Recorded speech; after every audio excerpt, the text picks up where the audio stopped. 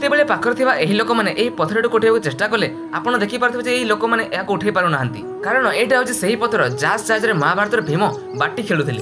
ଏବଂ ଏହି ଗୋଟିଏ ପଥରର ଓଜନ ପ୍ରାୟ 240 କେଜି ଏବଂ ଦ୍ୱିତୀୟ ପଥରର ଓଜନ ହେଉଛି 360 କେଜି। ତ ଏବେ ଆପଣମାନେ ଅନୁମାନ କରନ୍ତୁ କି ଏତେ ଭାରି ପଥର ସହ ମହାଭାରତର ଭୀମ କେମିତି ବାଟି ଖେଳୁଥିଲେ। ତେବେ ଆପଣ ଚିନ୍ତା କରନ୍ତୁ ଯେ ମହାଭାରତର ଭୀମଙ୍କ ଉଚ୍ଚତା କେତେ ହେଇଥିବ ଏବଂ ସେ କେତେ ଖାଦ୍ୟ ଖାଉଥିବେ। କୁହାଯାଏ ଯେ ପାଣ୍ଡବମାନଙ୍କ ଅଜ୍ଞାତବାସ ସମୟରେ ପାଣ୍ଡବମାନେ ଯୋଉ ଜାଗାକୁ ଯାଇଥିଲେ ସେହି ଜାଗାରେ ତାଙ୍କର ଛାପ ଛାଡ଼ି ଯାଇଥିଲେ ଏବଂ ସେହି ସ୍ଥାନମାନଙ୍କ ମଧ୍ୟରେ ଗୋଟିଏ ସ୍ଥାନ ଥିଲା ଉତ୍ତରାଖଣ୍ଡର ହନନ ନାମକ ଏକ ସ୍ଥାନ, ଯେଉଁଥିରେ ଲୋକମାନେ ମଧ୍ୟ ରହୁଥିଲେ ଏବଂ ସେଇଠାରେ ଗୋଟେ ଶିବ ମନ୍ଦିର ରହିଥିଲା ଏବଂ ସେହି ଶିବ ମନ୍ଦିରର କ୍ୟାମ୍ପସରେ ଦୁଇଟି ଗୋଲ ଗୋଲ ପଥର ରଖାଯାଇଥିଲା। ଯେତେବେଳେ ଆପଣମାନେ ଏହି ଦୁଇଟି ପଥରକୁ ଦେଖିବେ ଆପଣ ଭାବିବେ କି ଏଥିରେ କ'ଣ ହିଁ ବିଶେଷ ରହିଛି, କିନ୍ତୁ ଏହି ଗୋଲ ପଥର ଦୁଇଟି ଦେଖିବାକୁ ଛୋଟ ହେଇଥିଲେ ମଧ୍ୟ ଏମାନଙ୍କର ଓଜନ ଏମାନଙ୍କର ଆକାର ଠାରୁ ବହୁତ ହିଁ ଅଧିକ ଥିଲା। ଯେତେବେଳେ ବୈଜ୍ଞାନିକମାନେ ଏହି ପଥର ଦୁଇଟିକୁ ଯାଞ୍ଚ କରିଥିଲେ ସେମାନେ ଜାଣିବାକୁ ପାଇଲେ ଯେ ଏହି ପଥର ଗୁଡ଼ିକ ବର୍ତ୍ତମାନ ସମୟରେ ନୁହଁ, ଏହି ଗୋଳକ ଦୁଇଟି ଲକ୍ଷ ଲକ୍ଷ ବର୍ଷ ପୁରୁଣା। ତ ଏହାର ଅର୍ଥ ଏହା ସ୍ପଷ୍ଟ ହେଉଛି ଯେ ଏହା ବର୍ତ୍ତମାନ ଯୁଗର ନୁହେଁ, ଏଇଟା ହେଉଛି ଦ୍ୱାପର ଯୁଗର ପଥର। ଏବଂ ଏହି ମନ୍ଦିରର ପୂଜାରୀମାନେ କହିଥାନ୍ତି କି ଏହି ଗୋଳକ ଦୁଇଟି ସାଧାରଣ ପଥର ନୁହଁ। ଯେବେ ଆପଣମାନେ ଏହି ଗୋଲ ପଥର ଦୁଇଟିକୁ ଦେଖିବେ ଆପଣ ଅନୁଭବ କରିବେ କି ଏହି ଦୁଇଟି ପଥର ଯେକୌଣସି ଭିନ୍ନ ଧାତୁରେ ତିଆରି, ଯେଉଁଥିରେ କି ମହାଭାରତର ଭୀମ